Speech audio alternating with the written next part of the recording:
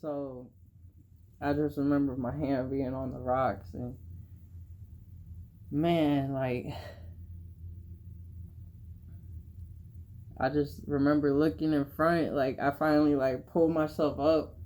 I just remember seeing a bunch of rocks in front of me, and I was like, "Oh my god!" Like that does not look okay. Like I was like, there's so many rocks in front of me, like, and like the people were like so far away, kind of, and they were just gathered around. There's like 40 people like looking at me, and like I just remember looking up, and I remember I saw a drone flying by, and I was like, oh my god, like their videos about to die, like they're about to capture it on camera, like it just felt like a movie. It was crazy, like, and so I'm just holding on to these rocks, and I'm just like, oh my god, there's so many, like I don't even know how the heck, like I know I'm about to hit these rocks, like no one way or another, like something somehow, like I'm like that's just exactly like I'm just like I'm preparing myself to get kind of hurt, like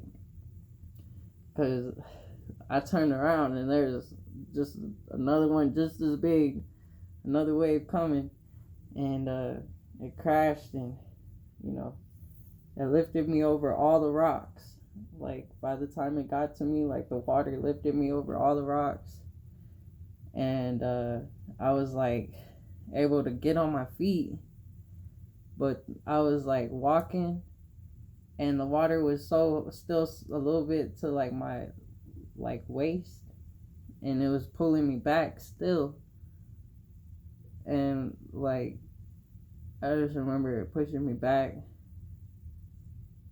and like these people, like it was like a family I think, and they came and they pulled me out, and just remember feeling like I almost died, like on a bright sunny day.